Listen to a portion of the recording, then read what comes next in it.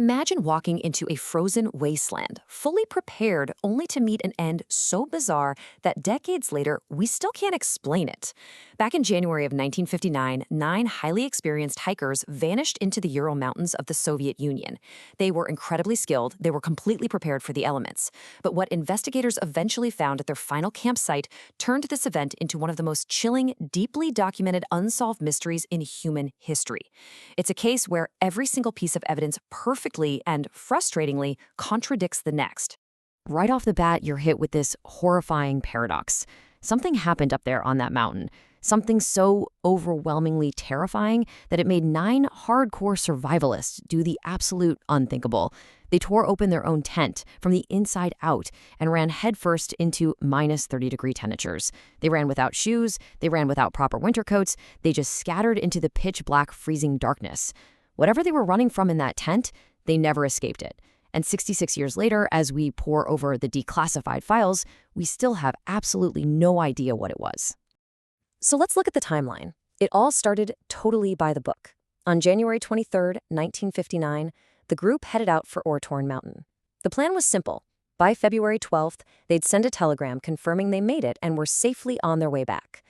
When February 12th came and went in complete silence, well, nobody was immediately panicking. Weather delays happen all the time in the Urals, but then days turned into a full week with 0 contact, and that silence grew pretty deafening. Finally, a search party was sent out, and what that party stumbled onto on February 26th, it would haunt everyone who saw it for the rest of their lives. Now, to really grasp how insane their final moments were, you have to understand who these victims were.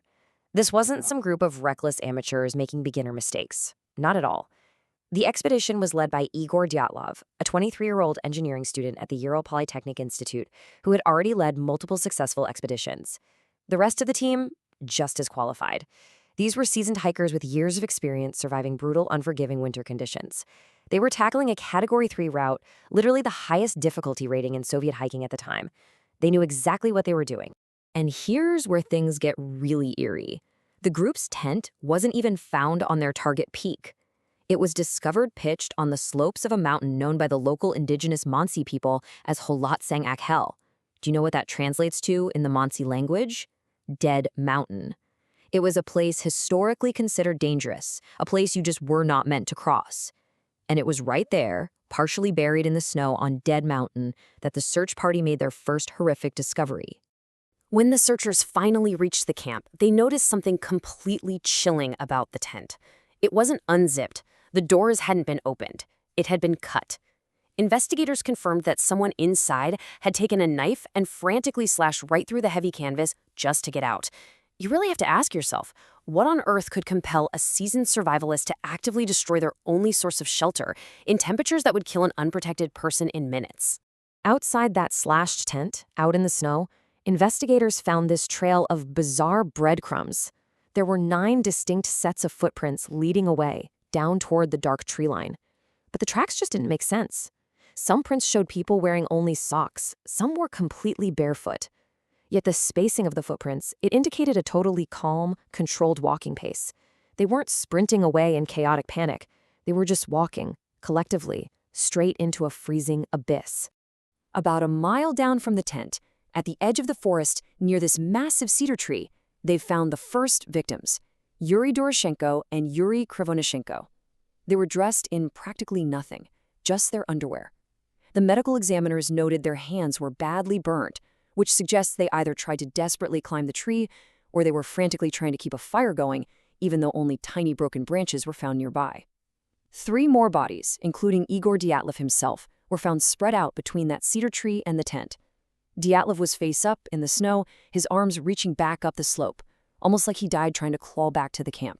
Look, those first 5 deaths, they're gruesome, yeah, but they make sense scientifically. It's hypothermia, exposure, a terrible, tragic series of decisions in a life-or-death situation. Investigators could wrap their heads around that. But then, there's a massive, dramatic shift in this investigation. The remaining 4 members of the group were just gone, completely missing. It wasn't until the snow finally melted 2 months later, in May, that they were discovered at the bottom of a ravine. And with the medical examiners found on those final 4 bodies, That changed this entire case from a sad story of freezing to death into an utterly inexplicable, terrifying mystery. These last 4 hikers had been buried under literally 4 meters, that's over 13 feet, of packed snow, deep inside a ravine about 250 feet away from that cedar tree. They had been hidden down there for months. But the crazy part? It wasn't the snow that killed them. It was what happened to their bodies right before they were buried. This is where the classified autopsy findings start reading like a horror movie. They completely defy logic. Nikolai suffered a massive, catastrophic skull fracture, the kind of injury requiring enormous force, like falling from a huge height onto jagged rocks. Except he was found in a ravine filled only with snow. Lyudmila and Simeon both had multiple bilateral broken ribs. The Soviet medical examiner actually went on record stating that the force required to crush their chest like that was comparable to being hit by a high-speed car or getting caught in the massive pressure wave of an explosion. But here is the impossible detail. Ready? There were 0 external wounds. No cuts, no bruising on the skin whatsoever. It was as if they had been crushed entirely from the inside out. And then we get to the absolute darkest detail of this whole investigation. Lyudmila Dubina. Her tongue was missing, completely gone, along with her eyes, part of her lips, and portions of her facial tissue. Now, the official Soviet explanation at the time claimed this was just natural decomposition. You know, that running water or scavengers in the ravine damaged the body while it was buried for those 2 months. Some pathologists accepted that mundane answer, but a lot of others vehemently rejected it. They pointed out the highly specific nature of the missing tissue, especially when you frame it against those catastrophic, crush-like internal injuries. It just didn't add up. So faced with this totally impossible crime scene, hikers calmly walking barefoot into the snow, massive internal crushing with absolutely no external bruising, missing facial features, what did the Soviet investigation do? They officially closed the case in May of 1959, and their final conclusion was this exceptionally vague phrase. They said the hikers died as a result of an unknown compelling force. That was it. End of report. An unknown compelling force. Right after dropping that incredibly vague verdict, the Soviet government did exactly what you'd expect to immediately fuel decades of wild suspicion. They sealed the evidence. All the files surrounding the Dyatlov Pass incident were classified and locked away in the state archives for 30 long years. It wasn't until the Soviet Union finally collapsed that independent researchers could actually get their hands on the original evidence, hoping to finally find some answers. But instead, they just found way darker anomalies. When researchers cracked open those unsealed files, they found evidence the government had desperately tried to bury. For starters, some of the hikers' clothing had high levels of radioactive contamination on it, specifically beta radiation. The original Soviet investigators noted it in the file, but offered 0 explanation for how it got there. On top of that, there were heavily documented independent reports from other hikers in the region that winter who swore they saw strange, glowing orange spheres hovering in the sky above the northern Urals. Soviet military officials did acknowledge that weapons testing was happening in the broader region, but they flatly, absolutely denied any connection to the incident. So let's put the main theories on trial here, because every single explanation hits a massive brick wall of physical evidence. You have the avalanche theory. It explains the buried tent and why they'd need to cut their way out, but investigators noted the slope angle wasn't steep enough for an avalanche, there was no debris field, and again, the footprints were calm. You don't casually stroll away from an avalanche. Then there's the military testing theory, which is much darker. Maybe they witnessed a new explosive device. A blast pressure wave would totally explain the internal crushing without external marks, plus the radiation, plus the orange spheres. But of course, the government vehemently denies it. Finally, the Manzi attack theory points to local cultural warnings to avoid that peak. But there were absolutely 0 other footprints found anywhere near the scene, and indigenous hunters certainly couldn't inflict those explosive internal injuries without leaving a single mark on the skin. Every theory is a dead end. Which actually brings us to one of the more scientifically fascinating and honestly chilling explanations out there: infrasound. Infrasound is a sound frequency right below the threshold of human hearing, below 20 hertz. Under very specific wind conditions interacting with mountain terrain, like the exact shape of the slopes on Kolatsiakol, the wind can act like a giant low-frequency whistle. While you can't technically hear it, your body absolutely feels it. It's scientifically documented to cause profound psychological effects. We're talking severe disorientation, vivid hallucinations, wild panic, and this feeling of overwhelming, inexplicable dread.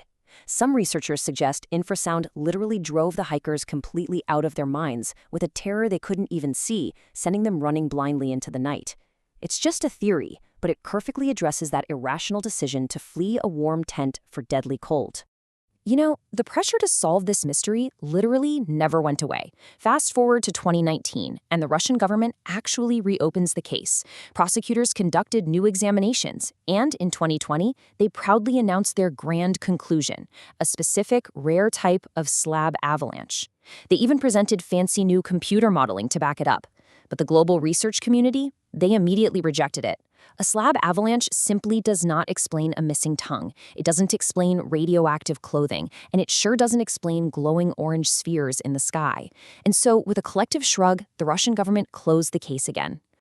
So after all the investigations, all the unsealed files, and all the modern computer models, we are left exactly where those original Soviet investigators were back in 1959.